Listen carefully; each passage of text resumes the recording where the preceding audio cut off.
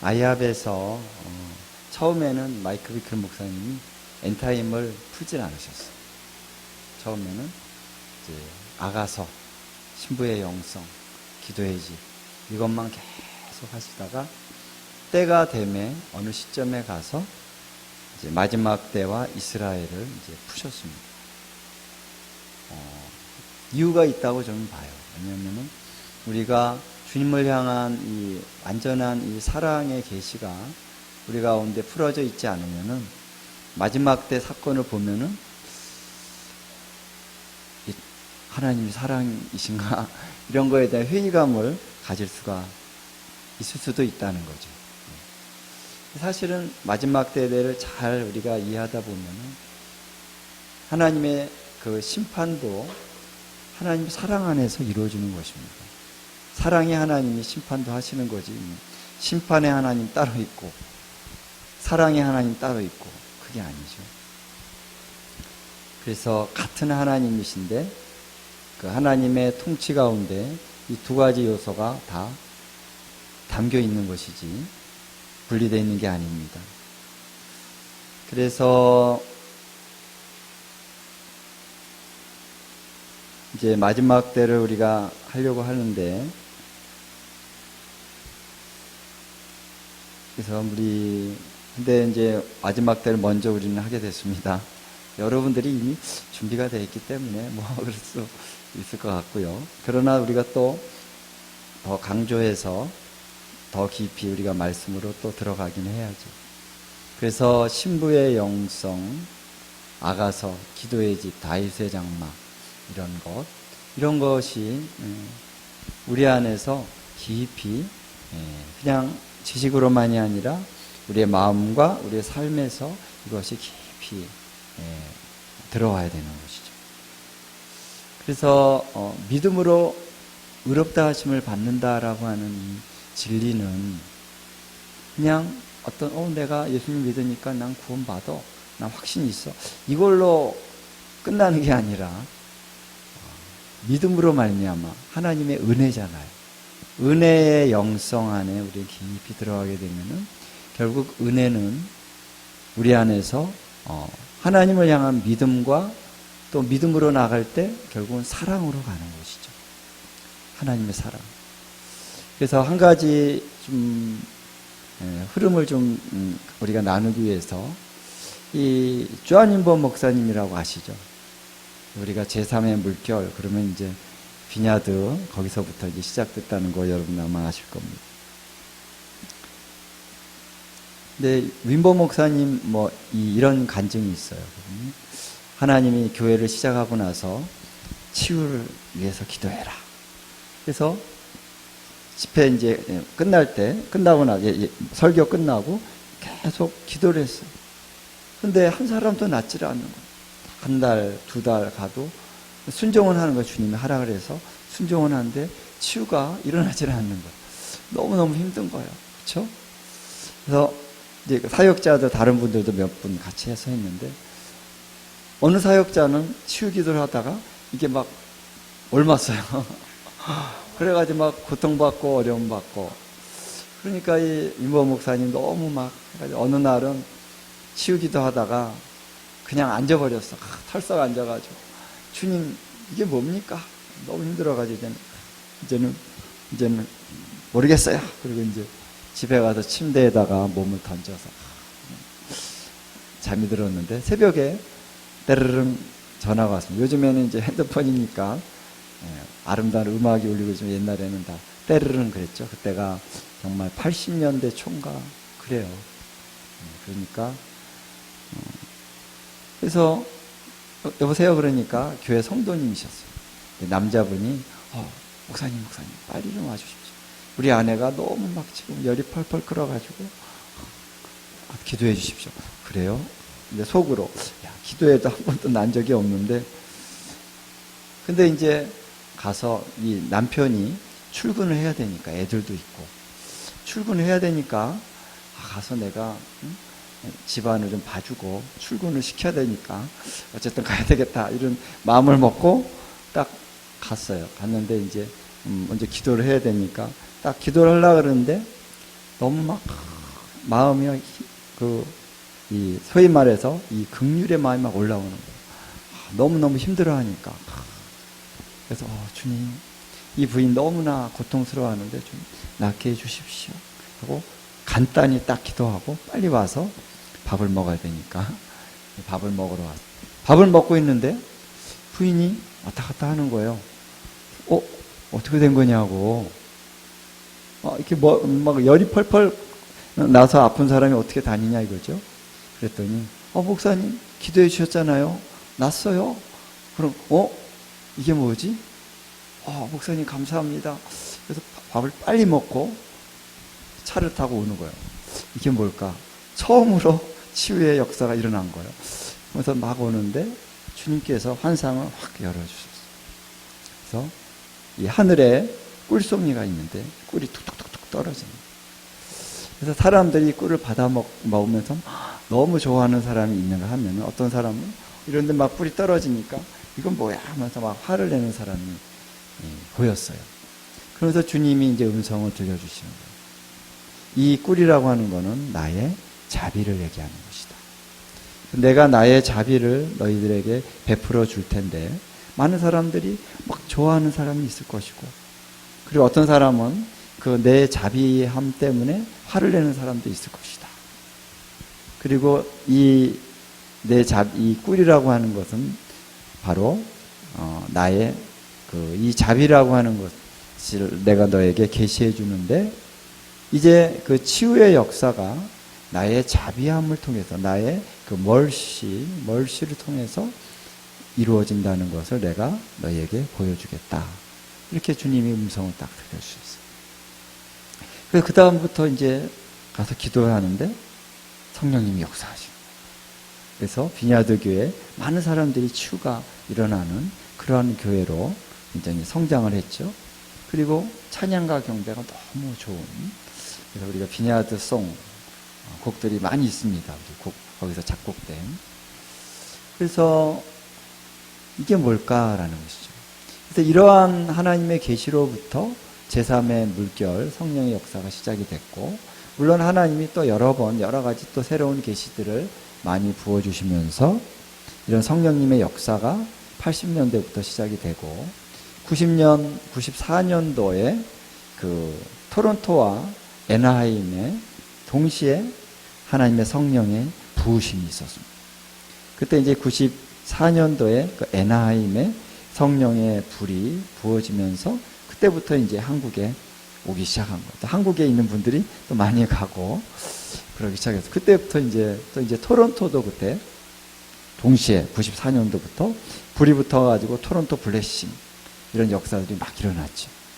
그래서 우리 영동제일교회도 94년도부터인가요? 95년도부터인가? 예, 95년도.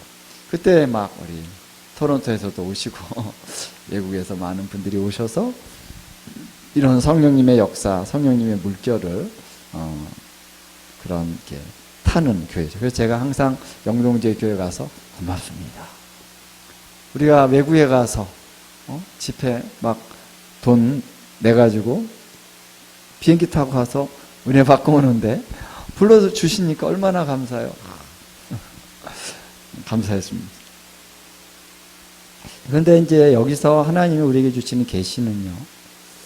자, 우리 안에 우리 윈버 목사님이 경험했던 것이 뭐냐면 내가 치유를 위한 기도를 하는데 주님 고쳐 주시옵소서 믿습니다. 우리 그랬잖아요. 우리 주여 하고 막 그냥 흔들고 머리를 팍 치면서 막 흔들면서 주여 낫게 주시옵소서. 그래도 역사가 일어날 때가 있지만 주님이 가르쳐 주시는 건 뭐냐면은 다 포기했어요. 내가 이렇게 기도해보고 저렇게 기도해보고 뭐 소리를 내보고 막 주님이 하라 그래서 하기는 하는 거지만 내 어떤 것을 가지고 최대한의 기도를 했는데 안 났어요. 포기했어. 이제 나는 나는 안 돼. 나는 능력이 없는 사람이야. 주님이 말씀하셨지만 순종할 수도 없는 사람이죠. 근데 다 포기하고 이제 그때 이제 주님이 내가 이제 한다. 그런 거예요. 그래서 그런 상황들을 만드셔서 딱 그냥 기도하려고 그러는데 내 마음에 뭐가 올라오는 게 있다. 불쌍하다. 너무 참 안 됐다. 안쓰럽다. 주님 고쳐주셔야 되는데 이 사람 너무 힘들어합니다. 그런 마음. 이런 마음이 들 때 주님 딱 기도했는데 역사가 일어났다. 그게 뭔가라는 거죠. 그게 내가 한 것이 아니라 내 안에 예수님께서 그 마음을 주셨어요. 그래서 모든 치유에 예수님이 치유하셨던 동기는 민망히 여기심, 긍휼히 여기심이었다. 그렇죠? 예수님이 내가 얼마나 많이 이 환자들 고친지 봐봐. 내가 100명 고치는 거야? 이런 거를 과시하기 위해서가 아니라 그 한 영혼 한 영혼이 얼마나 존귀한지. 근데 그들이 아파하고 고통하는 것이 마음이 아픈 거죠. 그 연민의 마음으로 기도할 때 하나님이 역사하십니다. 그래서 그 비냐드 교회에서부터 이제 시작이 됐다고 볼 수 있는데, 물론 그 전부터 치유의 역사가 많이 있었죠. 물론 거기만은 아니지만 그 동기가 뭐냐면은 하나님의 그 마음을 가지고 기도하는 것이다. 그리고 거기서 한 단계 더 나가서 기도할 때 하나님이 예언적으로 말씀을 주시는 거죠. 이 사람을 기도하는데 어떤 사람이 막 예를 들면은 암이 걸려서 왔습니다. 기도를 하는데 주님은 이 사람의 암이 치유되기 위해서라기보다도 그 사람의 마음 안에 그 아픔과 또 상함과 상처, 그 분노 이런 부분을 주님이 터치하기를 원하시는 마음을 탁 주십니다. 그래서 주님 이분의 마음의 아픔을 주님 치유해 주십시오. 주님 너무나도 이 고통과 아픔 가운데 주님 이 마음이 너무나도 분노로 정말 가득 차 있습니다. 주님 이 마음을 만져주시고 이분을 향해서 주님이 얼마나 사랑하시는지를 주님 보여주십시오. 이렇게 기도하는 거예요. 조용조용히. 비냐드 팀은 처음에 왔는데 아주 조용히 기도하더라고요. 그래서 너무나 제가 문화 충격을 느꼈는데 우리는 보통 메시아다 나올지어다 머리도 막 팍팍 치면 많이 맞았습니다. 기도원에 가서 참아야지 그래도. 근데 머리에 손도 안 대고 그냥 약간 손을 이렇게 주여 역사하소서. 근데 이 사람 안에는 성령이 막 역사하는 거예요. 막 울고 통곡을 하고 막 역사가 일어나는 거예요. 그러면서 그 사람의 암병도 딱 치유가 되는 거예요. 이게 뭘까라는 거죠. 그래서 치유하는 분이 단지 성령님께서 주신 것을 가지고 기도한 것뿐이 없어요. 자기의 어떤 것이 아니니까 그러니까 능력이라는 것도 내 것이 아니다라는 것이죠. 나는 도구일 뿐이다. 통로일 뿐이다. 그러면 성령님께서 주시는 마음을 가지고 성령님이 주시는 그런 어떤 음성을 가지고 그대로 하면은 역사가 일어난다. 그래서 하시는 분은 성령님이 하시는 것이다. 그래서 거기에 사역 가운데 안식이 있어요. 낫게 해야 되는데 막 주여 이게 아닙니다. 그래서 이제 이런 질문을 했어요. 그때 이제 비냐드에서 오신 어떤 나이 드신 한국 목사님이 있는데 민 목사님이라고 아시는 분은 아시겠지만 그래서 우리 한번 기도해 봅시다 그러는 거예요. 그래서 좀 이제 오리엔테이션 하신 다음에 기도를 하는데 딱 기도하는데 목사님 기도했는데 안 나오면 어떻게 됩니까? 어떡합니까? 그러는 거예요. 내가 기도했는데도 안 나오면 어떡합니까? 목사님들이 질문하는 거예요. 안 나오면 안 나오는 거죠. 뭐 안 날 수도 있죠. 뭐. 나는 다만 주님이 주시는 마음을 가지고 기도했을 뿐이고 결과는 주님께 맡기세요. 그러는 거예요. 안 날 수도 있는 거고. 네?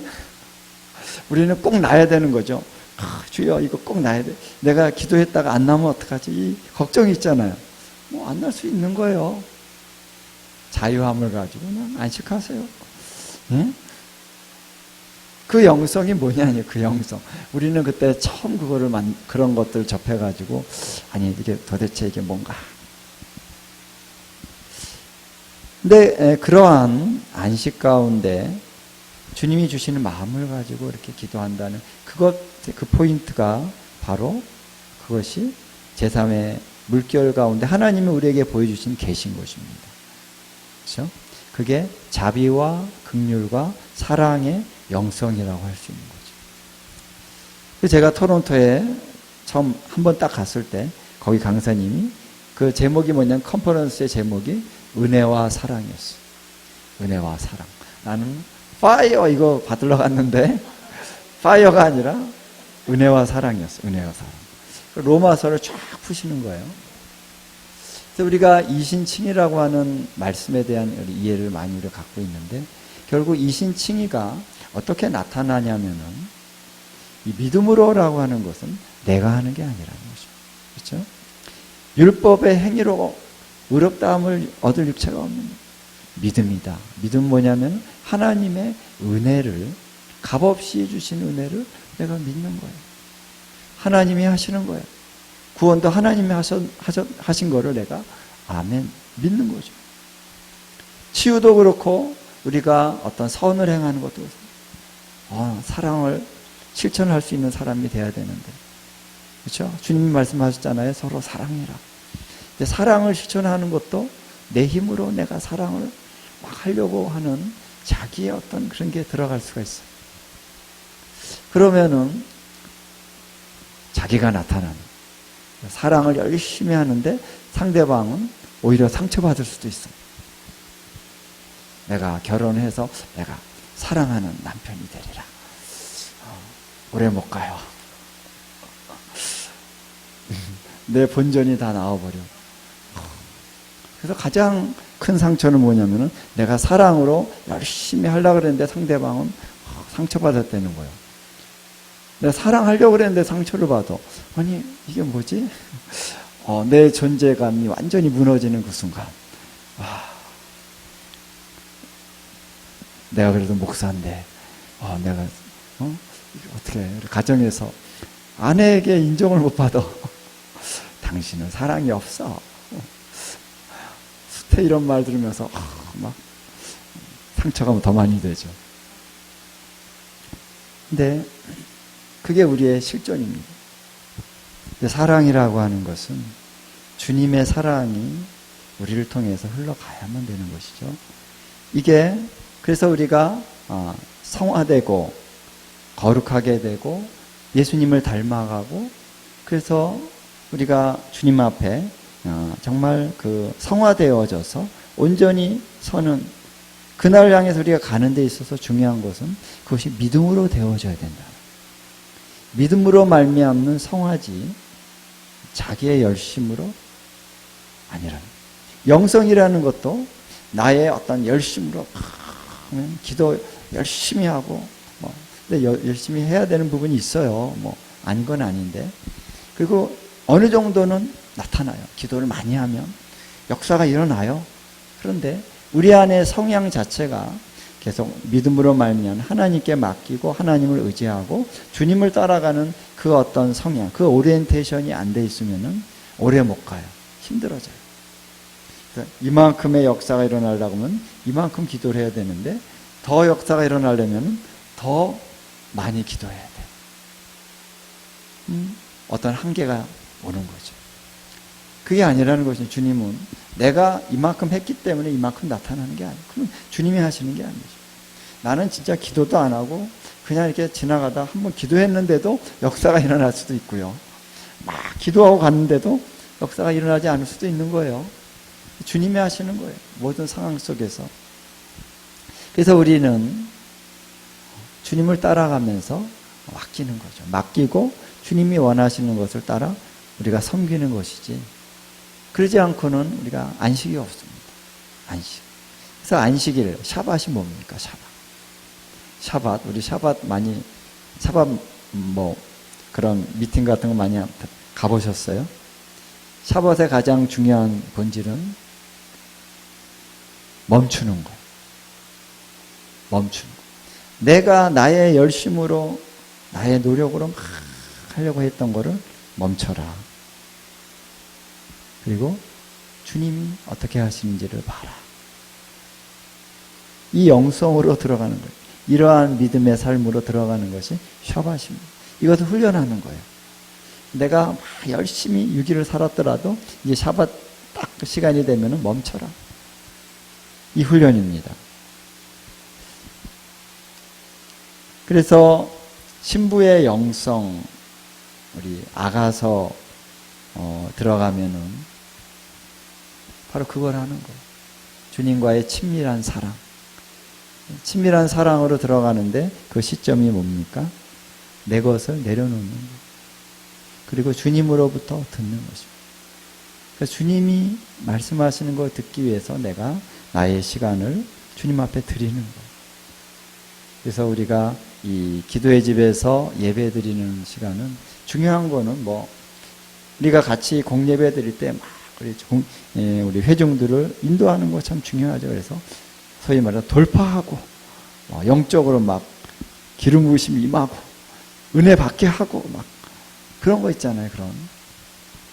그런 것이 중요하긴 하지만 그게 아니라 기도의 집에서 예배 드리는 거는 내가 주님 앞에 나의 사랑을 고백하는 시간.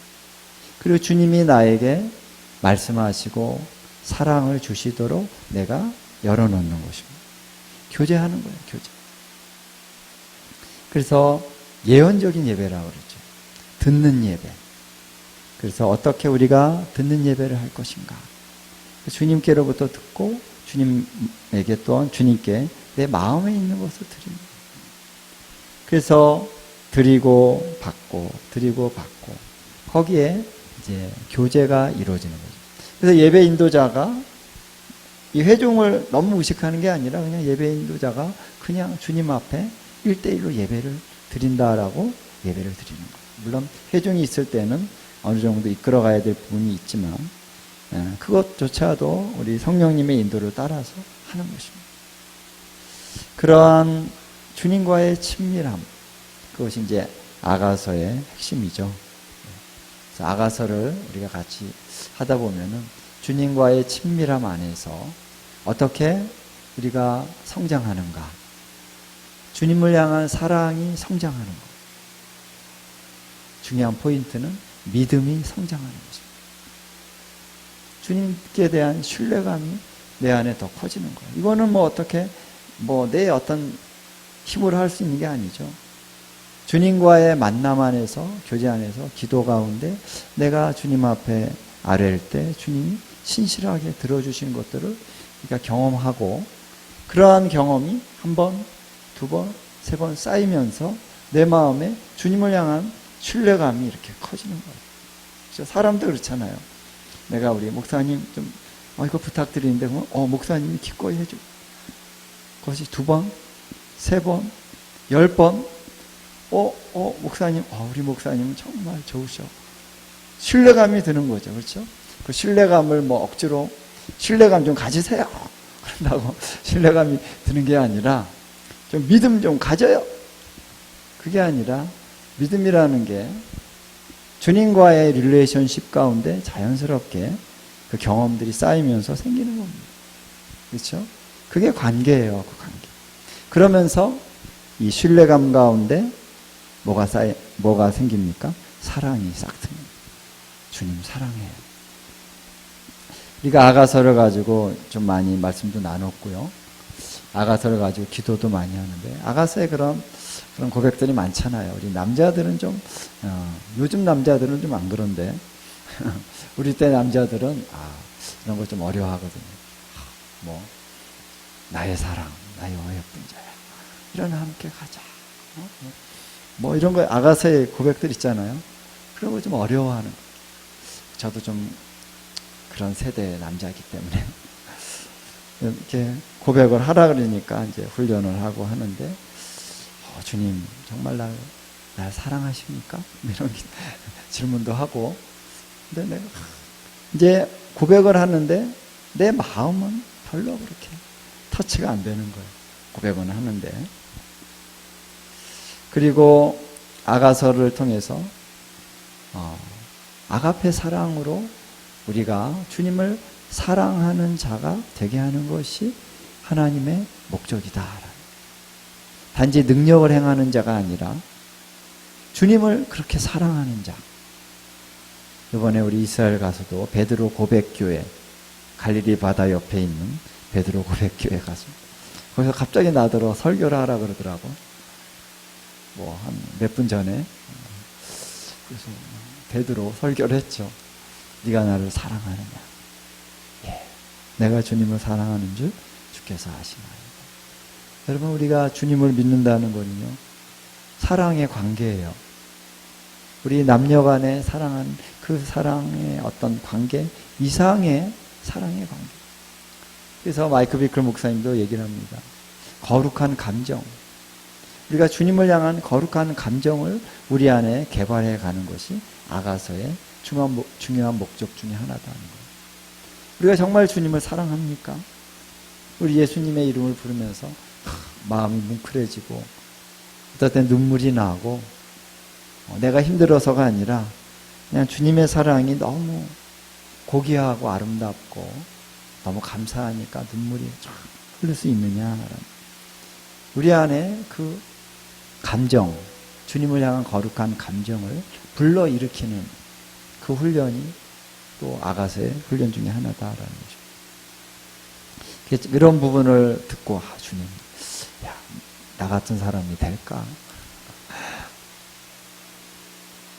근데 여기서 이제 그때 처음 그런 생각이 들었는데 여기서 지금 16년째를 쭉 계속하면서 예배하고 기도하고 특히 이제 어려움이 많이 있었죠. 재정적으로 또 많이 어렵고 그러니까 주님 접으려고도 하고 그런데 주님이 또 하게 하셔서 하고 또 뭐 여러 가지 일들이 많이 있었어요.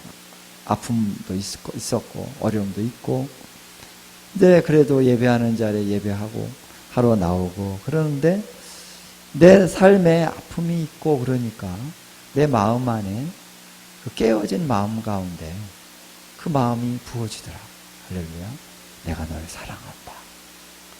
내가 아플 때, 고통당할 때 그때 주님이 사랑한다는 그 음성과 함께 그 사랑의 영을 부어주셔요. 그런 경험들을 예배드리면서 하는 거예요. 여기서 이제 새벽에 예배드릴 때도 있었거든요.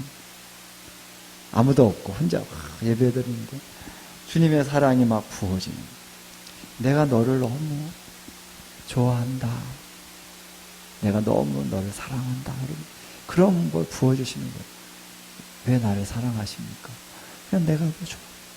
이 자리에서 나를 향한 사랑의 고백을 하는 이 시간이 내가 너무너무 좋다. 그러는 거예요. 그래요? 이런 것들이 이제 경험이 되어지면서 주님 사랑합니다. 이 말이 이제는 이제 쉽게 나오는 거예요.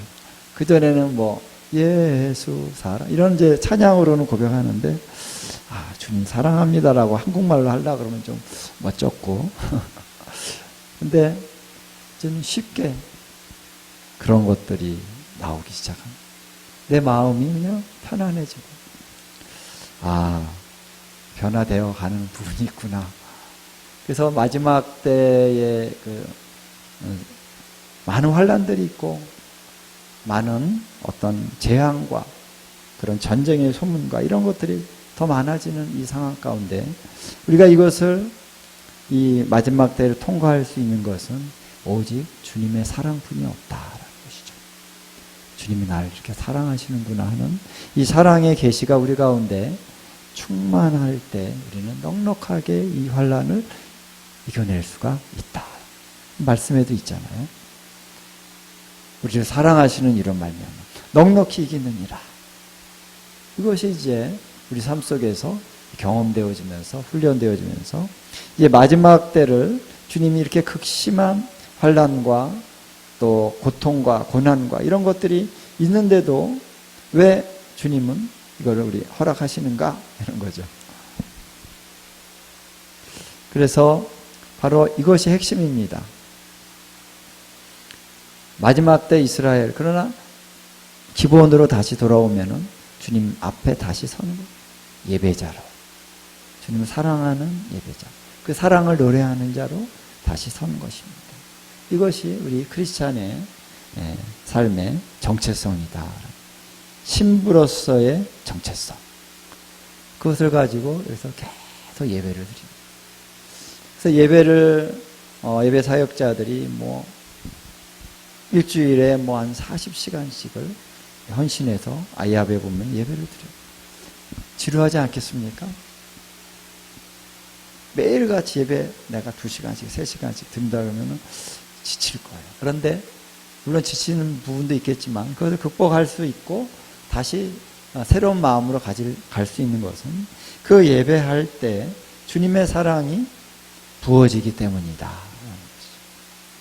주님의 사랑을 내가 노래하기 때문에 그 어떤 감정적인 터치가 예배 가운데 부어지는 거예요. 그러니까 그것을 계속 할 수가 있는 거예요. 내가 지루한 일을 뭐 매일같이 하라 그러면요 못해요. 돈 억만금을 준다 그래도 싫어 못해. 좋아야 하는 거지. 근데 좋을 수 있는 그런 은혜가 있기 때문에 그 사역자들이 그렇게 몇 년씩을 예배를 하는 것입니다. 아무도 없어요. 혼자 할 때도 있고 막. 그래도 상관없습니다. 주님과 내가 함께하는 그 시간, 그 무엇과 그 어떤 거가 바꿀 수 없는 그 기쁨이 그 시간에 있다라는 것이죠. 그래서 오늘 그런 마음들 여러분들이 함께 공유하면서 다시 한번 상기하면서 우리가 마지막 때로 좀 들어갔으면 좋겠습니다. 자, 우리 마태복음 24장 여러분 읽어오셨습니까? 좀? 예. 오늘 이거 한번 보세요. 우리 제가 나눠드린 거. 자, 예수님의 재림의 과정 타임라인스 받으셨어요? 우리? 받으셨죠? 네. 자, 여러분 이것이 어떻게 보면은 전체적인 예수님의 타임라인을 이해할 수 있는 그런 이제 결과물입니다. 이게 그냥 보통 이렇게 살짝 된 게 아니에요. 어떤 거 카피한 것도 아니고 이게 연구하고 책을 쓰면서 마지막으로 이렇게 딱 정리를 해야 되겠다 하면 그것은 이제 이것도 심혈을 기울여서 정리한 것입니다. 여러분 이제 보면은 이제 세로가 있고 가로가 있고 그렇죠? 그래서 가로축으로 가면은 공간복음서, 요한계시록, 다니엘서, 스가랴서, 요엘서 나오고 또 세로로 쭉 가면은 그 때에 대한 어떤 주제들이 나와 있습니다. 그래서 우리 마태복음 24장을 보면은 마가복음도 있고 물론 누가복음도 좀 비슷한 부분이 있는데 마태복음이 가장 자세하고요. 그래서 가장 잘 나와 있기 때문에 마태복음을 주로 하는데 24장, 25장 이렇게 쭉 보면은 이 순서가 쭉 나와 있어요.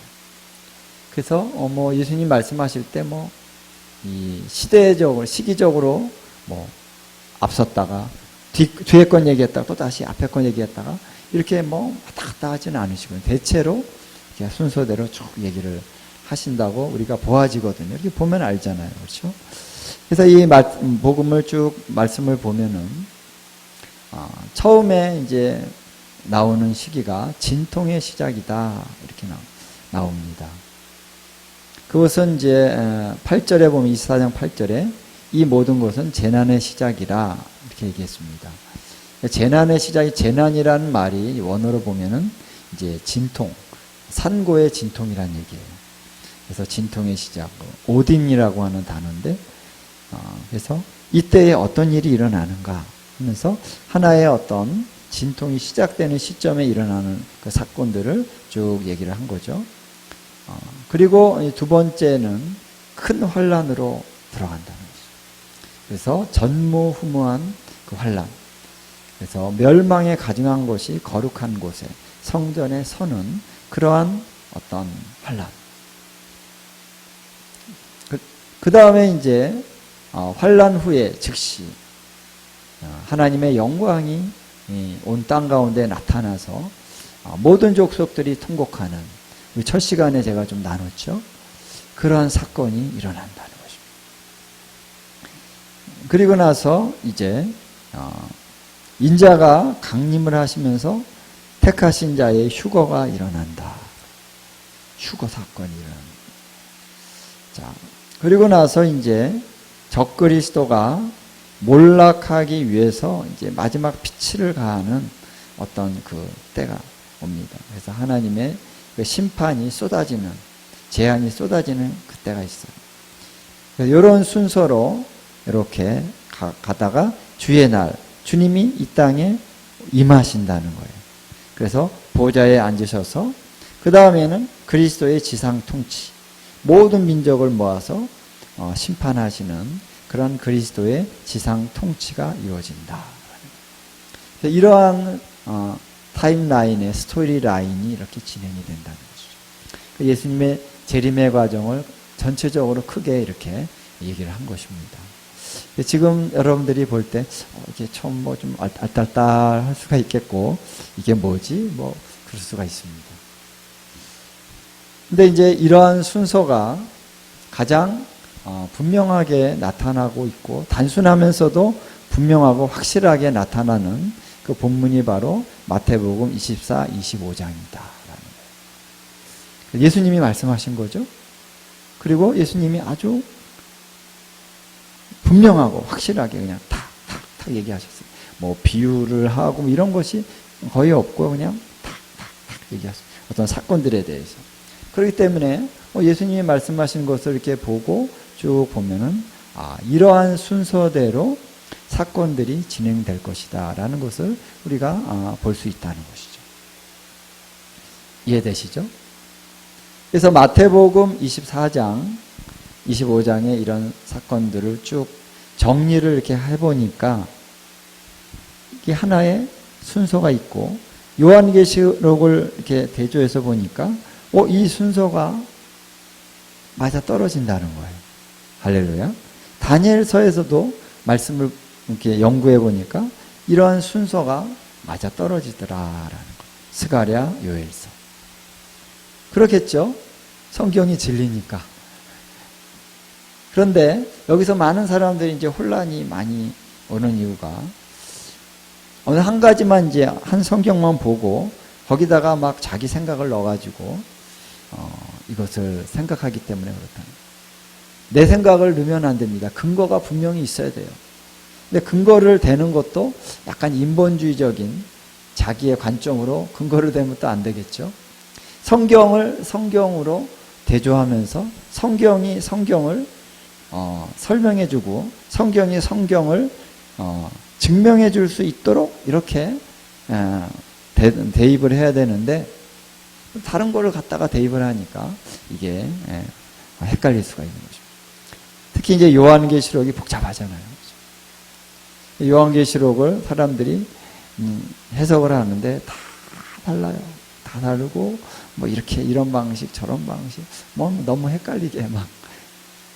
근데 제가 놀란 것은 공관복음서를 딱 정리하고 나서 요한계시록을 딱 보니까 요한계시록이 촥촥 줄긋기 하는 거 있죠. 여기 이쪽 줄긋기를 딱 하는데 줄이 이렇게 가야 되는데 이렇게 갈 수도 있잖아요. 이렇게. 마태복음은 이런데 요한계시록은 이러네. 이런 게 아니라 딱 맞는다. 할렐루야. 물론 이제 복잡한 여러 가지 부분들이 있습니다. 연구를 좀 해야 되는. 근데 전반적으로 이 타임라인이 이 공관복음서의 그 마지막 때 타임라인과 요한계시록의 타임라인이 맞아떨어진다. 다니엘서도 마찬가지. 스가랴서, 요엘서 마찬가지. 그래서 그러면서 좀 더 깊이 있게 연구로 들어가다 보니까 아주 세부적인 부분들이 좀 더 극명하게 이렇게 드러나는 것을 볼 수 있었다라는 것입니다. 그래서 여러분 이제 마태복음을 먼저 우리가 이제 하는 이유가 그런 이유가 있다는 거예요. 그래서 마태복음 딱 줄을 잘 서라고 하는 그 말이 있죠. 그러면 줄을 잘 설면은 그냥 그 줄대로 따라만 가도 저 앞에 가는 사람이 제대로 잘 가면 나도 그냥 잘 가기 때문에 줄을 잘 서야 되는 것입니다. 그래서 기준! 딱 그래가지고 맨 앞에 사람이 딱 기준점이 되면 쫙 뒤로 쓰면은 줄이 되듯이 이 기준점을 이 마지막 때를 우리가 연구해가는 기준점을 마태복음 24장 25장으로 딱 정해볼 수 있다는 것이죠. 그래서 예수님이 말씀하신 이 말씀을 딱 이렇게 박아놓고 요걸 가지고 한번 요한계시록과 다른 선지서의 말씀을 한번 적용해보고 대입해보니까 이게 맞아떨어지더라 라고 하는 것을 제가 여러분하고 이제 나누면서 증명을 해보려고 합니다. 그래서 깊이 있는 부분을 다 얘기하면은 시간이 한도 끝도 없어요. 엄청 많이 들어요. 그래서 여러분에게 가장 이제 개괄적으로 정리를 해서 탁 해서 오늘 이제 세 번째 시간인데 앞으로 이제 오늘까지 8번 남았습니다. 간단하게 탁 정리해 드리고 나서 그 다음에 더 이제 더 깊이 있게 가실 경우에는 또 그때 가서 한번 얘기를 해보고요. 오늘 이제 마태복음 한번 보는데 여러분 다 읽어보셨죠? 그래서 중요한 것은 성경을 많이 읽고 성경을 잘 이해하는 게 중요합니다. 어떤 사건들이 있었다. 이거를 많이 읽다 보면은 우리가 좀 이렇게 눈에 들어와요. 이 사건 뒤에 이 사건, 이 사건 뒤에 이 사건.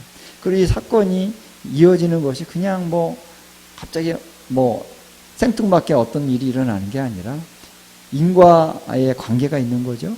A라는 사건이 있고 그다음에 B 사건이 일어날 때 A라는 것 때문에 어떤 이유 때문에 B가 일어나는 것이고 그 다음에 C가 일어나는 게 또 그 어떤 인과 관계가 있는 거예요. 그렇죠? 그런 부분들을 놓고 한번 좀 우리 성경을 우리가 쭉 보다 보면은 이 타임라인에 대해서 이해를 할 수가 있게 되는 것입니다. 자, 그래서 마태복음 전체를 한번 제가 한번 좀 볼 텐데요.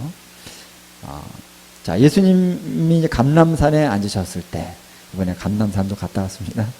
제자들이 주님, 뭐라고 질문합니까? 3절에 어느 때에 이런 일이 있겠사오며 또 주의 임하심과 세상 끝에는 무슨 징조가 있사오리까? 그래서 예수님이 주로 이제 어느 때에 이런 일이 있겠사오며 하는 것에 대한 어떤 대답이면서도 주의 임하심 그리고 세상 끝에 있을 징조에 대해서 예수님이 얘기하셨는데 여기 세상이라는 말은 세대입니다. 세대. 아이온이라는 뜻이에요. 그래서 주의 임하심과 이 세대 끝에는 어떤 징조가 있습니까? 이 질문에 예수님이 대답을 하고 계신다라는 거 하는 것을 염두에 두면 좋습니다. 주님이 언젠가는 오신다라는 거예요. 다시 오신다. 영광 가운데 오신다. 그리고 그때가 이 세대의 끝이다라는 거죠. 그때 예수님이 대답하시는 게 뭐냐면 미혹을 받지 않도록 주의하라. 그 미혹은 뭐냐면은 많은 사람들이 내가 그리스도다 하여서 미혹해 하리라. 그런 종교적인 미혹을 얘기하는 거예요. 이 시대 가운데 이제 그러한 미혹이 시작이 됐죠. 그렇죠? 종교 통합 운동이 지금 활발하게 이루어지면서 교회 안에서도 이러한 누룩과 같은 메시지들이 전해지고 있고요. 아주 심각한 그런 상황으로 들어가고 있습니다. 이런 것에 대해서 요한계시록이 다 예언을 해놨죠. 그래서 이런 부분도 우리가 잘 분별해야 되는데 미혹이 있다라는 거죠. 그리고 이제 난리와 난리의 소문을 듣고 그래서 너희는 두려워하지 말아라. 이런 일이 있어야 하되 아직 끝은 아니다. 민족이 민족을 나라가 나라를 대적하여 일어나고 있고 그곳에 기근과 지진이 있으리니. 근데 이제 누가복음에 보면은 전염병도 나와요. 전염병. 그래서 이제 킹제임스 버전에는 마태복음도 전염병이 나오는데 여기 개역에는 전염병이 안 나오는데 이렇게 전염병, 코로나 우리가 경험을 했죠. 곳곳에서 기근과 전염병과 지진이 있으니 이 모든 것은 재난의 시작이라. 자, 이러한 전쟁과 전쟁, 난리와 난리, 기근과 지진과 이런 것들이 점점 늘어나고 커지고 있죠, 여러분. 이제 지진이라는 것도 지금 사람들이 다 지진을 지금 발표를 안 하지만 지진의 이 횟수가 점점 지금 엄청나게 기하급수적으로 늘어나고 있습니다. 이제 대한민국에도 막 지진이 일어나고 그랬잖아요. 이게 뭐냐면은 오딘, 산통, 진통의 시작이다. 그럼 진통이 뭡니까? 진통. 진통을 경험하신 분 우리 천성의 우리 사모님 경험하셨죠. 다른 분들은 아직 딱 이제 진통이 시작되면은 이게 벌써 애기가 나오나? 그리고 이제 뭐 어떤 사람은 너무 이게 세니까 산부인과 가는데 아직은 아닙니다. 이제 이 진통이 오는데 점점 이 그 인터벌이 짧아지는 거죠. 이렇게. 그렇죠? 그리고 강도가 처음보다 둘째가 더 세지고 나중에 이제 막 강하게 이제 강도가 느껴지면서 이제 하고 출산을 하는 것입니다.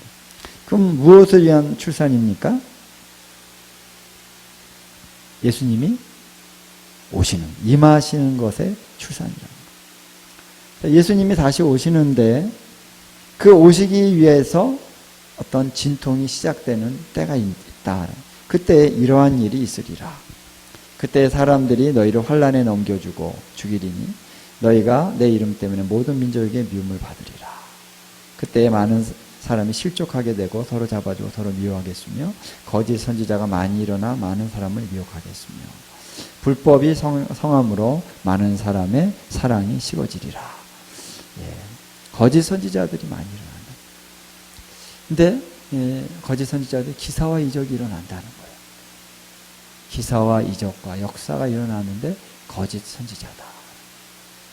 지금은 우리가 많이 역사가 일어나는 분은 그래도 지금은 거짓 선지자가 아닌 분들이 더 많은데 앞으로는 이 거짓 선지자가 더 많이 일어난다. 불법이 성하다. 많은 사람들이 사랑이 식어진다. 여러분, 우리 옛날보다 지금 많이 각박해졌어요. 사랑이 식었어요. 근데 점점 더 사랑이 식어지고 이제는 사랑이 식어진다는 것에 측면을 넘어서서 이제는 뭐 묻지마 범죄를 막 사람들이 하잖아요. 자기의 어떤 조그만 필요 때문에 사람을 죽여요. 이런 일들이 엄청나요. 그리고 홀로코스트 박물관에 이번에 갔다 왔었는데 왜 독일이 유대인들을 그렇게 엄청 600만을 학살했을까요? 처음에는 죽이려고 그러잖아요. 처음에는 분리해서 너희들은 인종이 다르니까 인종이 저급한 인종이니까 분리. 그래서 유대인들뿐만 아니라 집시 같은 그런 사람들 전부 다 이렇게 분리해서 살게 했대요. 게토라고 그러죠. 게토. 여기서 게토에서 사는데 얼마나 힘듭니까? 그래서 폭동도 일어나고 그러니까 점점 더 얘네들을 어떻게 해야 되지? 하다가 그냥 죽이기로 결정을 한 거예요. 여러분, 사람의 생명이 인종이 다르면 얼마나 다른다고 사람을 죽입니까? 600만. 그거 다 그냥 시체시로. 처음에는 총살해서 죽였는데 너무 돈이 많이 드니까 가장 돈이 적게 드는 거 그냥 가스실에 딱 모아놓고 그래가지고 그걸 이제 홀로코스트 박물관 다 이렇게 해놨는데 여러분 사람이 이렇게 악해질 수가 있나요? 그런데 이러한 어떤 진통의 시작과 함께 많은 환난과 고난이 오게 되는데 끝까지 견디는 자는 구원을 얻으리라. 이 천국 복음이 모든 민족에게 증언되기 위하여 온 세상에 전파되리니 그제야 끝이 오리라. 그래서 이 환난이 오고 많은 핍박이 오고 이런 고통이 오는데 끝까지 견뎌내라. 그 사람은 구원을 타협하지 않는 것이죠. 거기서 신앙을 버리고 내가 타협하는 것이 아니라 끝까지 믿음을 지키고 견뎌내는 그 사람은 구원을 얻는데 끝이 어디냐? 바로 주님이 오시는 그날이다. 그리고 그 끝이 또 언제 오느냐? 천국 복음이 땅끝까지 전파되리니 그제야 끝이 오리라. 그래서 이 복음은 마지막 그 순간까지, 예수님이 오시는 그 순간까지 이 복음이 전파된다라는 것이에요. 그래서 이러한 어떤 상황 가운데 14절까지 개괄적인 전체적인 것을 이제 얘기한 다음에 15절부터 이제 큰 환란에 대해서 얘기를 합니다. 그래서 큰 환란이라고 하는 것은 우리 15절을 함께 한번 읽어볼까요? 시작. 그러므로 너희가 선지자 다니엘이 말한 바 멸망에 가증한 것이 거룩한 곳에 선 것을 보거든 있는 자는 깨달을진저. 자, 그때 유다에 있는 자들은 산으로 도망하라 그랬습니다. 자, 멸망에 가증한 것, 이게 뭐냐면은 멸망케 하는 가증한 우상이라고 하는 거죠. 멸망케 하는 가증한 것을 거룩한 곳, 바로 이 성전 안에, 성전이라고 할 때 여러분 좀 조심해야 될 부분이 뭐냐면은 성전 안에 건물이 있고 성전터가 있잖아요.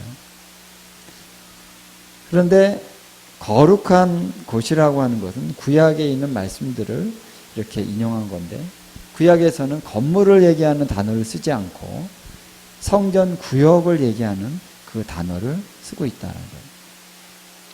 그래서 성전을 이제, 성전의 성소는 코데시라고 얘기하는데, 그 성전 전체 이 구역을 얘기할 때는 미크라시라는 단어를 써요. 미크라시. 그래서 미크라시라고 하는 것을 거룩한 곳으로 이제 번역을 한 겁니다. 나중에 제가 이 부분은 자세히 하겠지만, 이 멸망에 가증한 것, 이 우상이 이 성전 안에 세워지는 것이 아닙니다. 성전 뜰에 세워지는 것, 뜰에. 나중에 그 부분을 자세히, 왜냐하면 많은 분들이 지성소에 세워진다 이렇게 얘기를 하는 분들이 많아서 그래요. 성경을 정확하게 연구를 해야 됩니다. 성경은 1.1획도 다 영감이 되어 있는 거예요. 그래서 성경을 1.1획까지 깊이 연구해 보면요, 이 멸망에 가증한 것을 어디서 세우냐면은, 어디서 세워요? 성전 뜰에 세웁니다. 성전 뜰도 이방인의 뜰에 세웁니다. 요한계시록에 나와요. 11장에 이방인의 뜰. 그런 부분들을 나중에 이제 같이 얘기할 건데, 어쨌든 이 멸망에 가증한 것이 거룩한 곳에 선 것이 뭐냐면은 이것이 큰 환란이 일어난다는 하나의 신호탄이다라는 거예요. 그러면 너희는, 유대에 있는 자들은 산으로 도망해라. 예루살렘과 유대는 다르죠. 유대가 더 크고 예루살렘은 이제 한 도시인데, 자, 예루살렘에 이러한 일이 일어났다라고 하는 것을 소문을 듣거나 이것을 알게 된 자는 빨리 어떻게 해요? 산으로 도망해라. 왜냐하면은 예루살렘으로부터 이 유대 땅에도 이러한 핍박이 일어나고 이러한 죽임과 살육이 일어날 것이기 때문이다. 그래서 지붕 위에 있는 자는 가지로 내려가지 말고 밭에 있는 자는 겉옷을 가지러 돌이키지 말고 그날에 아이벤 자와 젖먹인 자에게 화가 있다. 도망하는 일이 겨울에나 안식일이 되지 않도록 기도해라. 왜냐하면은 아주 급하게 이 악한 이 이방 군대들이 바로 이스라엘 사람들을 죽인다는 것입니다. 그러니까 빨리 도망해라. 이는 그때에 21절 큰 환란이 있겠습니다. 창세로부터 지금까지 이런 환란이 없었고 후에도 없으리라. 이 어떤 환란이에요? 전무후무한 환란입니다. 네, 여러분 여기서 이 환란이란 말을 제가 지난 시간에도 얘기했습니다만, 이 환란이라는 말은 재앙이라는 말과 다르다는 거죠. 환란은 이 악한 자들이 하나님의 사람들을 죽이는 거예요. 짓밟는 거. 이것이 환란이고, 재앙이라는 것은 하나님께서 이 악한 자들을 향하여 심판하시기 위해서 내리시는 뭐 천재지변이나 이런 하늘에서 불이 떨어지고 뭐 이런 것들이 재앙이죠. 그래서 환란과 재앙은 차이가 있다라는 거예요. 그래서 이 환란이 전에도 없었고 후에도 없었다는 것은 이스라엘 사람들이 그동안도 많은 환란을 당했습니다. 이방인에게 죽임당하고 홀로코스트 같은 거 다 환란이죠. 이런 것을 당했는데 이때의 환란은 전무후무한 가장 최고의 환란이다라는 거예요. 그날을 감하지 아니하면 모든 육체가 구원을 얻지 못할 것이나 택하신 자들을 위해서 그날을 감하시리라. 그래서 주님이 이 환난 가운데서도 지키시기 때문에 이 환난을 통해서 이스라엘 백성들이 전멸하지 않는답니다.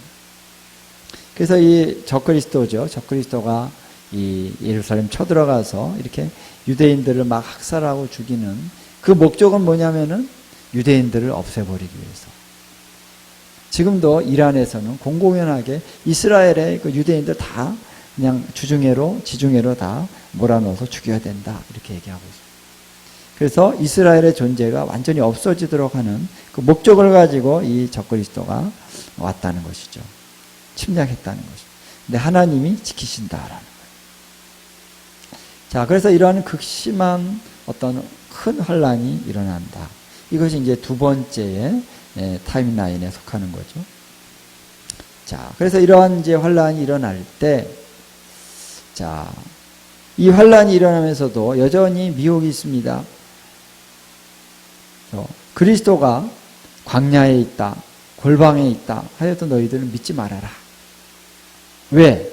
왜냐하면은 번개가 동편에서 나서 서편으로 번쩍임 같이 인자의 임함도 그러하리라. 그러니까 동쪽에서 나서 서편으로 번쩍인다라고 하는 것은 어떤 속도의 문제일 수도 있지만 이것은 공개적으로 보인다는 것입니다. 인자가 임하시는 것은 하늘에서 이 땅으로 오시는 사건이기 때문에 모든 족속들이 어떻게 해요? 보리라 그랬잖아요. 볼 수 있게 오시는 거지. 은밀하게 어느 광야에 딱 나타났다. 우리 광야로 가자. 우리 백두산에 오셨다. 백두산에 흰옷 입고 가자. 이런 게 아니라는 거예요. 예수님은 모든 족속들이 볼 수 있게 오신다라는 거예요. 크고 두려운 사건이라는 것이죠. 죽음이 있는 곳에는 독수리들이 모일 것이다. 독수리들이 이제 모이는데 어디로 모이냐? 죽음. 왜 죽음이란 말을 썼느냐라고 했을 때 이것은 여기에 이스라엘 백성들을 많이 이렇게 이방인들이 죽이고 그들을 학살하고 그들에게 핍박을 하는 그 현장 가운데 독수리가 간다는 것입니다.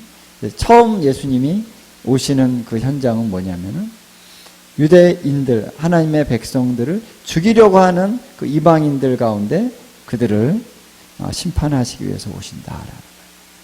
그래서 이제 에돔이라는 데가 있는데 에돔에 대한 얘기를 나중에 하겠습니다만 에돔으로 첫 번째로 주님이 가실 것이다라고 이제 보는 것이죠. 에돔에 그 남은 자들, 유대인들이 포로로 끌려간 자들이 거기 있다. 그래서 독수리가 어디로 오느냐? 처음에 죽음이 있는 곳으로 간다. 그래서 그런 이제 비유적인 말씀이라고 보는 것입니다. 해석을 그렇게 할 수 있다라는. 사람마다 좀 다를 수 있습니다만. 자, 그래서 이제 큰 환란이 일어나면서 이러한 일들이 일어나는데 그 다음에 중요한 사건이 일어나는데 그날 환란 후에 즉시 해가 어두워지고 달이 빛을 내지 않으면 별들이 하늘에서 떨어진다. 하늘의 권능이 흔들린다.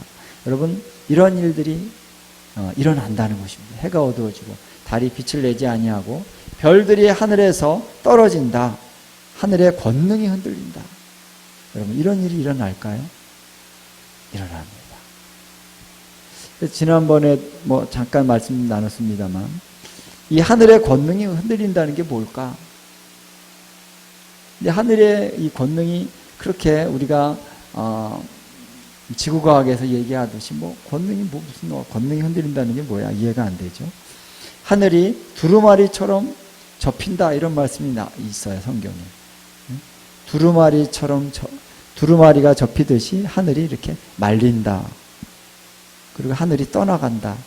그게 무슨 뭐지? 이해가 안 되죠. 왜 이해가 안 되냐면은 지금 우리가 얘기하고 있는 이러한 세계관에서는 이해가 안 됩니다. 근데 성경적인 세계관에서는 이 하늘이라고 하는 건 뭐냐면은 궁창이라는 거죠. 궁창. 그래서 이 궁창을 만드시고 궁창이 곧 하늘이라 이렇게 말했습니다. 궁창이라고 하는 거는 히브리어로 땅땅땅 때려가지고 피다 이런 뜻이. 이런 단어 이 동사에서 나왔는데 이렇게 펴 있다는 거예요. 이렇게 쫙 이렇게. 하늘이 이렇게 덮여져 있다는 거예요. 휘장처럼. 어느 구절에는 하늘이 휘장과 같이 이렇게 덮여져 있다. 이런 말씀이 있어요. 하늘이 휘장과 같이 덮였다 그러면은 그렇게 믿어야지 왜 다르게 해석을 합니까? 하늘이 이 위에 있어요. 그 하늘 위에 보좌가 있어요. 할렐루야. 성경은 그렇게 얘기하고 있습니다. 근데 이 하늘이 이렇게 펼쳐져 있으니까 이 하늘이 이렇게 걷어지기도 한다는 것입니다. 그리고 하늘 위에 이제 별들이 연결되어 있고 해와 달이 이렇게 연결되어 있습니다. 하늘과 연결되어 있습니다. 그러니까 이것이 흔들리는 거예요. 해도 어두워지고 달도 어두워지고 흔들리고 진동한다는 거죠. 엄청난 것이죠. 근데 이해를 할 수 있는 거예요. 그래서 이 계시록을 통해서 이제 마지막 때를 이해하려면은 창세기가 바르게 다시 세워져야 돼요. 해와 달과 별들을 하나님 창조하신 것이 어떻게 창조됐는가? 그것에 대한 이해가 우리가 있어야 되는데 에녹서를 보면 좀 이해가 더 잘 될 수가 있어요. 하나님이 그렇게 창조하셨다. 그래서 이러한 맥락에서 이러한 일들이 일어나는데 이것을 우리가 천체의 징조다 이렇게 우리가 간단하게 우리가 요약을 해볼 수 있습니다. 명명을 해볼 수 있습니다. 그래서 29절은 천체의 징조가 일어난다. 그 다음에 30절에 그때에 그때라고 하는 단어는 영어로 하면 and then이라고 하는 것은 이제 연이어서 일어난다라고 하는 그런 의미가 있죠.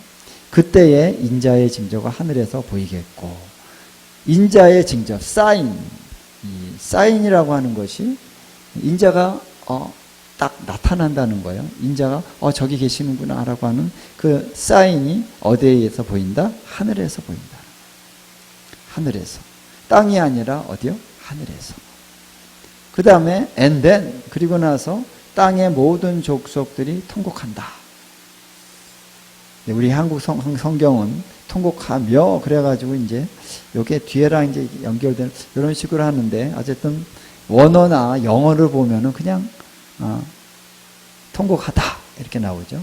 땅의 모든 족속들이 통곡하는 일이 일어난다는 거예요. 그래서 인자의 징조가 하늘에서 보이고 본다는 거예요. 사람들이 그것을 보고 땅의 모든 족속이 통곡한다 하는 일이 일어난다. 그리고 나서 and 여기는 then이 없습니다. 그냥 and 그들이 인자가 구름을 타고 능력과 큰 영광으로 오는 것을 보리라. 구름을 타고 오신다. 할렐루야. 영광의 구름이겠죠. 영광스러운 그 구름. 이 구름은 우리가 어떻게 이해할 수 있을까라고 했을 때 우리 출애굽기에 보면은 여러분 시내산에 하나님의 영광이 나타나죠. 그때 구름이 빽빽한 구름이 이제 그 시내산에 나타났습니다. 흑암이 거기를 덮었습니다. 흑암이 거기를 덮고 빽빽한 구름이 이렇게 하고 그 구름 안에서 뭐가 보였어요? 불이 보였어요. 불이. 그래서 시내산에 불이 탁 이렇게 보이는 그 어떤 장엄하고 두려운 상황이 펼쳐졌죠. 그래서 거기서 하나님이 딱 말씀을 하시니까 이스라엘 백성들이 완전 쫄아가지고 보세요. 직접 얘기하지 말고 당신을 통해서 하게 해주세요. 이렇게 간곡하게 부탁을 할 정도로 주님의 그 영광의 나타나심은요 엄청난 위엄과 능력과 어떤 두려움 가운데 나타나신 거예요. 그렇죠? 여러분 예수님의 재림의 사건은 바로 그와 같은 거기서 우리가 힌트를 얻을 수 있다는 거예요. 예수님이 구름을 타고 오실 때에 바로 그러한 흑암과 그 빽빽한 구름의 그 어떤 임재 그것과 영광과 능력이 함께 임하는 그러한 차원에서 예수님이 재림하여 오신다. 할렐루야. 그래서 모든 족속이 볼 수 있다는 거예요. 이스라엘 백성들이 시내산에 나타난 그 여호와의 영광을 볼 때 영적으로 특별한 사람만 봤습니까?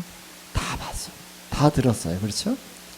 다 보고 다 들었습니다. 그와 같은 차원에서 예수님이 오시기 때문에 예수님의 재림은 공개적인 거라는 거예요. 두렵죠. 크고 두려운 사건입니다. 여호와의 크고 두려운 날이라 이렇게 얘기하고 있어요. 자, 이 사건을 얘기할 때 여기서 사실은 저는 한국 성경을 따라서 인자가 구름을 타고 오리라 이것을 이번 세 번째 그 난에다가 다 넣었었어요. 근데 제가 이렇게 연구하고 다른 말씀들을 이렇게 비교 검토를 해보니까 또 계시록을 보니까 이 사건과 이 사건이 사실은 약간 떨어져 있더라. 시기적으로. 근데 한국어 성경이 이렇게 번역을 해 놓으니까 그냥 그런 줄 알고 이렇게 했는데 원어를 보고 이렇게 쭉 다른 성경을 보니까 자, 모든 족속이 통곡하며가 아니라 하리라. 그리고 이렇게 나가는 거예요. 그러니까 성경을 볼 때 우리가 그래서 원어를 정확하게 잘 봐야 되는 게 이 성경 번역을 할 때 이 번역하는 자가 자기의 어떤 그런 주관적인 이해를 가지고 이렇게 성경을 이렇게 번역을 하다 보면은 이 원문에서 얘기하는 것과 좀 다르게 번역할 경우가 꽤 많다라는 거죠. 그것까지 다 잡아내가지고 우리가 정확하게 번역을 할 수 있어야 될 줄 믿습니다. 그래서 거기까지가 두 번째 난에 해당을 하고, 이 네 번째 난에 인자가 구름을 타고 능력과 영광으로 오시는 것과, 그 다음에 31절에, 한번 31절 읽어볼까요? 시작. 그가 큰 나팔 소리와 함께 천사들을 보내리니 그들이 그의 택하신 자들을 하늘 이 끝에서 저 끝까지 사방에서 모으리라. 큰 나팔 소리와 함께 휴거라고 할 수 있죠. 휴거가 들려 올라가는 건데 그냥 자석에 끌려가지고 올라가는 차원이 아니라 천사들이 가서 데리고 가는 거예요. 천사들이 데리고 가는 거죠. 모시고 가는 거예요. 할렐루야. 큰 나팔 소리와 함께. 근데 예수님이 강림하시는 그런 강림이 본격적으로 시작되어지는 그 시점에서 거의 비슷한 어떤 시점에서 이 휴거 사건이 일어난다라는 것이죠. 그래서 인자의 강림과 택하신 자의 휴거가 같이 이렇게 묶여지는 게 우리 타임라인에 있어서 더 맞는 것 같다. 그래서 이렇게 수정을 했습니다. 수정을. 자, 그래서 이 사건이 일어나는데, 여러분 지금 이러한 큰 사건들, 여러분 이 부분적으로는 많이 얘기를 들었겠지만, 이 사건이 이렇게 연결이 되어져 간다는 것이죠. 이해되시죠? 스토리 라인이 좀 이해가 되십니까? 그게 다 인과관계가 있는 거예요. 자, 예수님이 왜 하나님이 그날 환난 후에 즉시 이런 말이 들어갈까요? 해가 어두워지고 인자의 징조가 하늘에 나타나고 그분이 이 땅에 오시기 위해서 어떤 이러한 인자의 징조를 나타내는 거예요. 이 땅에 오시려고 하는 거죠. 근데 왜 그러면 이 사건이 여기서 기록되어졌는가?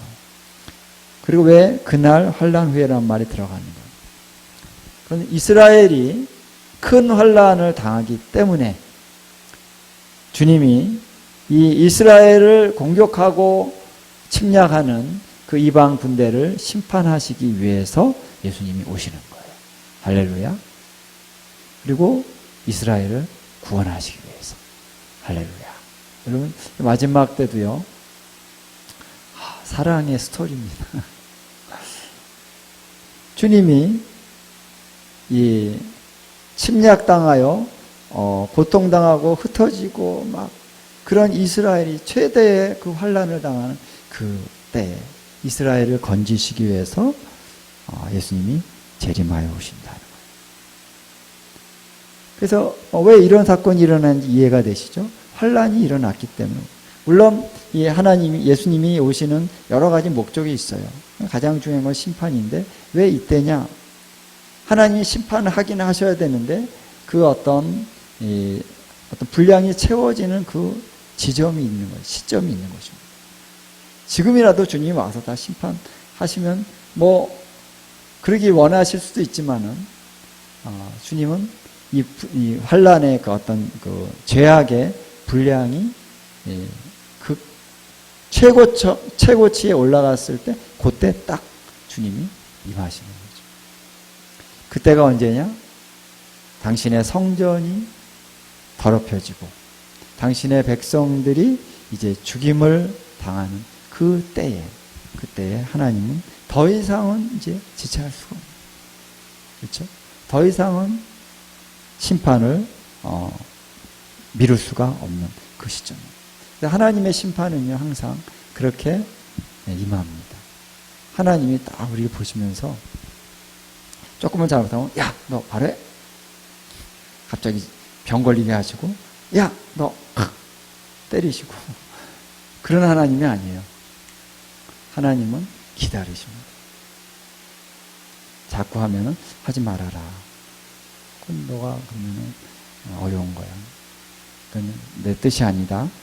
근데 자꾸 하면은 너 그러면 너 어려움 당해. 응? 그런데도 하면은 어느 시점에 딱 이제는 안 되겠다. 왜냐하면 이 시점을 넘기면은 사랑이 아닌 거예요. 그 사람이 죄를 지어서 이제 어떤 선을 넘어버리면은 안 되잖아요. 요 선은 이제 더 이상 넘으면 안 되는 시점에서 딱 하나님이 딱 징계를 하는 것입니다. 이 세상도 마찬가지예요. 이 세상을 그냥 악한 자에게 그냥 놔두면 어떻게 됩니까? 이 세상이 다 악으로 다 채워져 버리고 그리고 하나님의 백성들이 다 죽어버려요. 다 사라져버리면 안 되잖아요. 하나님의 약속의 말씀이 있는데 어느 시점이 있는 것입니다. 그 시점이 언제냐? 바로 이때라는 거예요. 하나님이 그날 환란 후에 바로 그 시점에 이제 주님이 나타나기 시작하시는데 그렇다고 해서 주님이 딱 뿅 오시는 게 아니라 먼저 내가 이제 간다. 인자의 징조를 보이시고 그 다음에 오시는 도중에 휴거 사건도 일으키시고 그 다음에 오셔서 발에 착지하시면서 그 다음부터 이제 심판이 본격적인 심판이 시작이 되는 것이다. 그래서 이제 그 이후에 마태복음의 그 24장 32절 이하는 이제 그날이 언제 오느냐, 주님이 오시는 결정적인 그날이 언제냐라는 거에 대한 여러 가지 이해를 돕는 그런 말씀들이 나옵니다. 그때는 바로 심판의 날이다. 그러니까 깨어 있어라. 깨어 있어야 된다. 그리고 그때가 바로 노아의 때와 같다. 또 누가복음에 보면은 또 롯의 때와 같다. 이런 이제 말씀들을 쭉 하시면서 그 날에 대한 이해를 하시는 것입니다. 그래서 뭐 올 것 같지 않고 그날이 안 올 것 같았는데 때가 되면 온다는 거예요. 그렇죠? 그렇기 때문에 깨어 있어야 된다. 노아의 때도 하나님이 비를 내려서 재앙을 내린다. 사람들이 이런 말을 해도 전혀 듣지 않았습니다. 아니 무슨 뭐가 재앙이 와. 근데 때가 되니까 재앙이 온다는 것이죠. 그렇기 때문에 깨어 있어야 된다라는 것을 쭉 얘기하고 있습니다. 그러면서 25장 첫 번째 열처녀 비유에서는 바로 너희가 그날과 그 때를, 그 때라고 하는 말은 시입니다. 시. 그날, the day, 그리고 the hour. 그날과 그 시를 너희가 알지 못하기 때문에 깨어 있어야 된다. 그래서 신랑이 오시는 날을 준비해야 된다는 것이죠. 달란트 비유에서는 뭘 얘기하는 거냐면은 너희가 준비되어져야 된다. 그래서 달란트로 일을 남겨야 된다.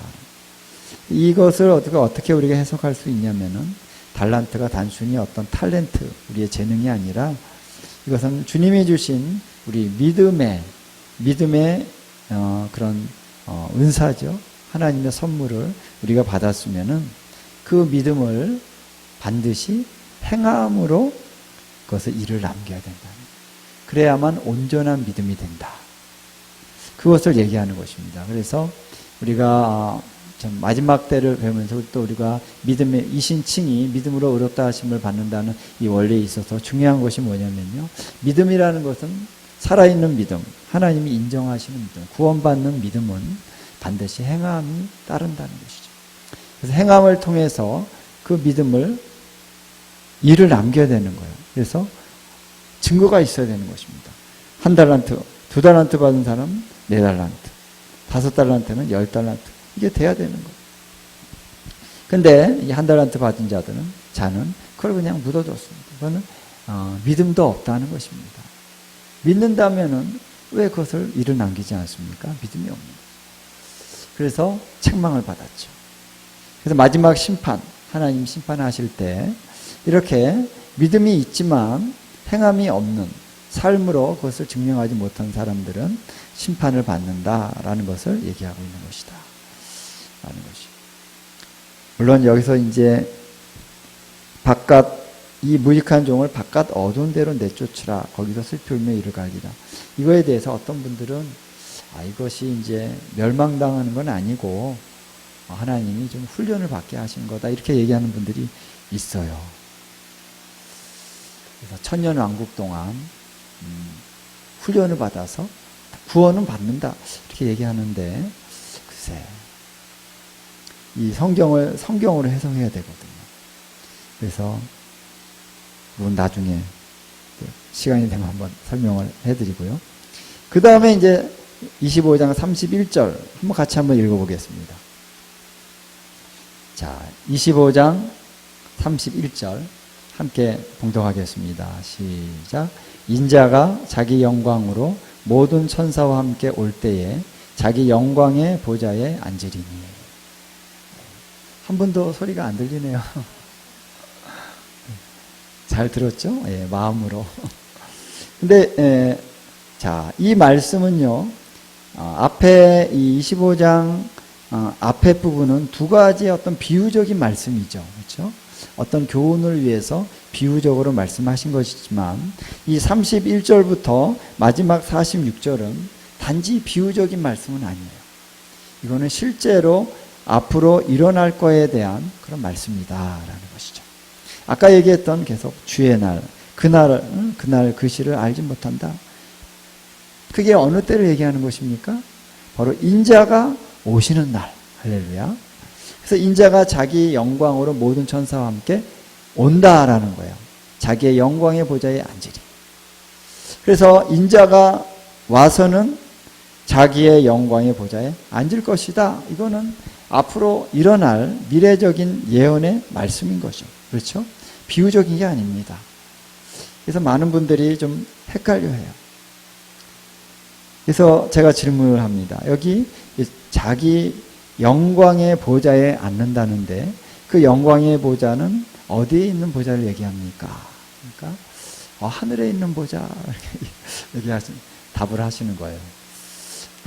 그럼 예수님이 재림하셨는데 어떻게 하늘에 있는 보좌에 앉으십니까?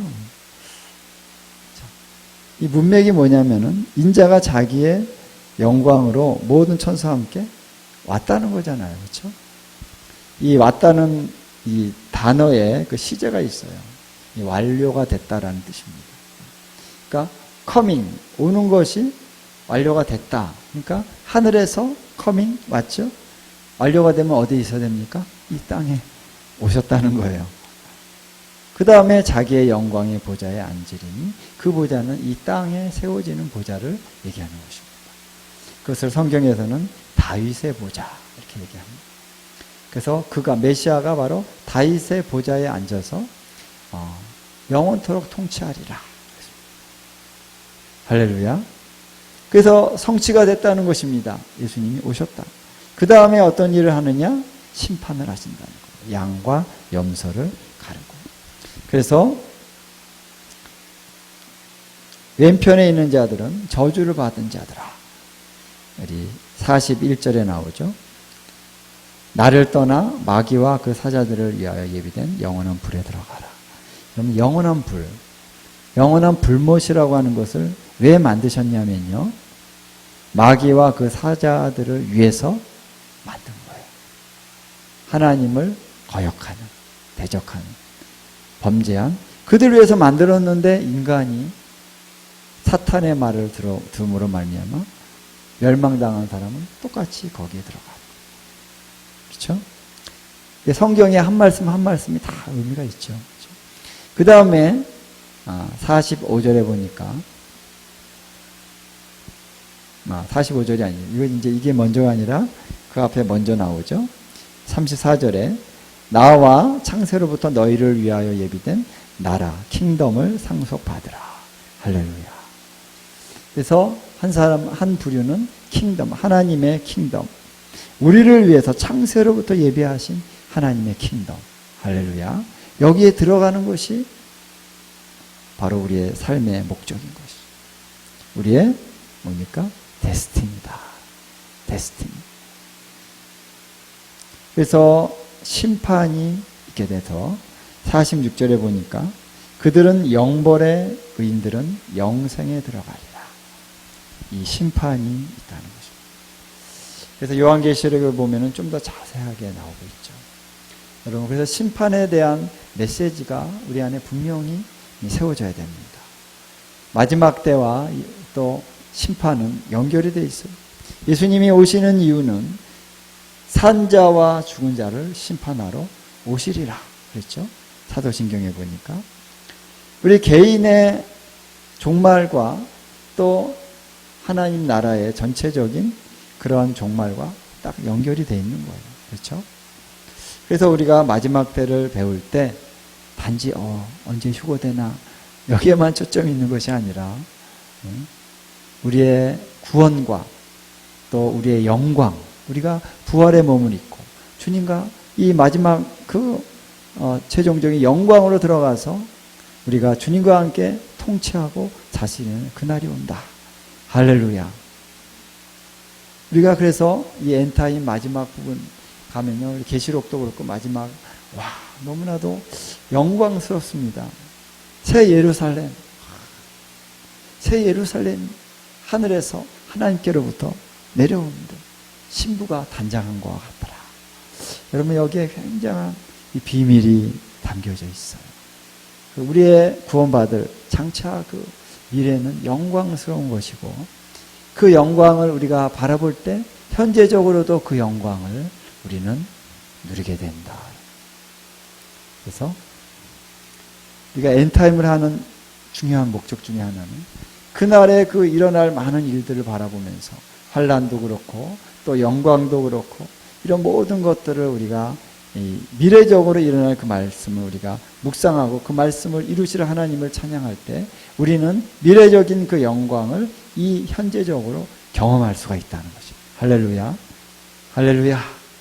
주님의 이 지상의 통치의 능력, 그 놀라운 영광, 우리가 그것을 바라볼 때 오늘 우리 지상에서 우리가 통치자로 살 수 있는 거예요. 그 하나님의 능력이 임파테이션 되는 것입니다. 할렐루야. 우리가 임파테이션 많이 얘기하죠. 성령의 임파테이션. 지금 하늘의 보좌에서 일어나고 있는 그 영광을 우리가 임파테이션 받을 때 우리는 우리 예수님과 함께 그 하늘에 안침받았다. 안침받은 자로서의 어떤 영광을 이 땅에서 우리가 누리면서 살 수가 있죠. 그런데 이것만이 아니에요. 미래적으로 이 땅에서 주님이 보좌에서 앉으셔서 통치하시는 그 영광스러운, 그리고 죄와 사망과 이 모든 세력들을 완전히 다 이기시는, 사망을 이기신다. 사망이 이제 불못에 던져지는 그런 완전한 승리의 그런 장면들을 우리가 바라보면서 그것을 예배하고 기도하고 찬양할 때 그 미래적인 사건이 오늘 현재적으로 임파테이션이 된다. 할렐루야. 그래서 엔타임을 할수록 우리는 하나님의 이 통치라고 하는 것에 대해서 우리가 더 알게 되는 것입니다. 누리게 되는 것입니다. 영광에서 영광으로, 할렐루야, 우리가 올라가게 되는 것이죠. 할렐루야. 감사합니다. 잠깐 우리 기도하겠습니다. 하나님 감사합니다. 오늘 말씀을 나눴습니다. 우리 마태복음을 통해서 주님의 그 재림의 과정을 쭉 우리가 함께 나눴습니다. 주님, 이 모든 것들은 주님 영광스러운 것입니다. 예, 하나님 이해되지 못하는 부분도 많이 있지만 그러나 주님이 더 알게 하시고 깨닫게 하시고 이해하게 하실 때 우리가 미래적인 그 사건을 오늘 현재적으로 우리가 임파테이션 받아서 하나님의 킹덤의 능력과 권능으로 우리가 살아갈 수 있는 힘을 주시는 말씀인 줄로 믿습니다. 주님, 우리에게도 깨닫게 하여 주시고 눈을 열어주셔서 하나님의 말씀의 비밀한 것을 볼 수 있는 저희들이 될 수 있도록 하나님 역사하여 주시옵소서. 감사드리며 예수님의 귀하신 이름으로 기도합니다. 아멘. 할렐루야.